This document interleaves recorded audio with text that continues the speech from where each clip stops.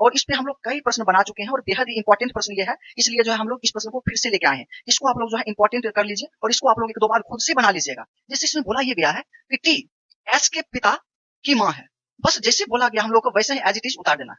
T S के पिता की माँ है, टी एस के पिता की, एस के पिता की ये माँ है। अब देखिए तो यहाँ पे कोई दिक्कत आपको है? और कहेंगे कोई दिक्कत नहीं है, क्योंकि बोला गया था टी जो है एस के पिता की माँ है। तो ये आपका डायग्राम जो है तैयार हो चुका है। अब आगे चलते हैं, ये इतना दूर खत्म हो चुका है। यू एस की पत्नी है, यू जो है एस की पत्नी है, तो हम लोग जो है यहाँ पे यू को जोड़ देते हैं और इसको पत्नी इसका बना देते हैं एस का, क्योंकि क्वेश्चन में बोला गया है जब ये पत्नी है तो इसका मतलब जो है ये पहले से ही पुरुष हो जाएगा, क्योंकि पत्नी होने के लिए पहले ये पुरुष होगा, तब तो इसकी पत्नी ये होगी। चलिए यहाँ तक हम लोग कंप्लीट कर चुके हैं। उसके बाद यहाँ पे थोड़ा सा ध्यान से पढ़ना है कि भी डब्ल्यू का एकमात्र पुत्र है जो टी से विवाहित है। मतलब क्या बोला गया है, इसको आप लोग ध्यानपूर्वक एक बार समझिएगा, तब आप लोग जो है इस रिश्ते को आप लोग एकदम दर्शा पाएंगे। बोला ये गया है कि भी डब्ल्यू का एकमात्र पुत्र है जो टी से विवाहित है। अब आपको एक चीज सबसे पहले क्लास में, सेकंड क्लास, थर्ड क्लास में सभी में बताए हैं, जब भी दो व्यक्ति का नाम दिया रहे और उसके बाद जो बोला जाए तो जो मतलब सेकंड पर्सन, ये चीज आपको बता चुके हैं। जो टी से विवाहित है तो सेकंड पर्सन यहाँ पे कौन है, तो डब्ल्यू। तो टी से विवाहित है तो हम लोग पहले जो है डब्ल्यू को इससे विवाहित करवा देते हैं, विवाह, ठीक है।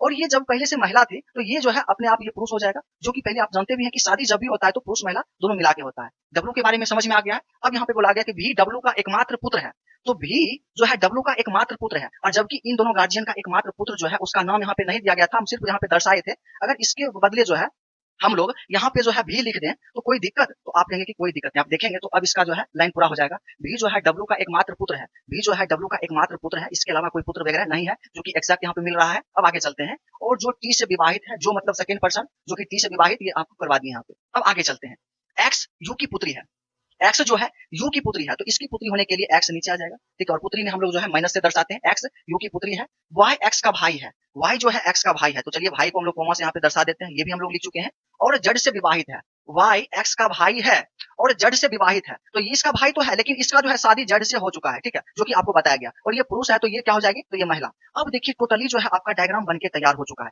देखिए कितना मजेदार ये प्रश्न था। अब आपको डायरेक्ट इसका सिर्फ आंसर निकालना है। अब क्या पूछा गया इसमें कि एस का जड से क्या संबंध है, तो किस से, जड से एस तक चलेंगे, जड से हम लोग एस तक आते हैं और आंसर निकालते हैं। तो अब देखिएगा इसके पति का माँ, क्योंकि ये देखिए दोनों भाई बहन है और इसकी माँ है तो इसकी भी माँ होगी, तो पति की माँ तो सास हो जाएगी, और सास का पति कौन हो जाएगा, तो ससुर हो जाएगा। तो अब देखेंगे यहाँ पे तो ऑप्शन में ससुर जहाँ पे होगा ऑप्शन सही हो जाएगा। पति के पिता, तो यहाँ पे देखिए पति का पिता, बात वहीं गया, ससुर कह लीजिए किसी महिला का या फिर पति का पिता कह लीजिए, वही आपका आंसर जो है आपका राइट हो जाएगा, क्योंकि यहाँ पे पति का ये पिता ही है, तो पति का पिता आप ये बोल लें या फिर ससुर बोल लें, दोनों एक ही बात होता है, ऑप्शन आपका ये राइट हो जाता है।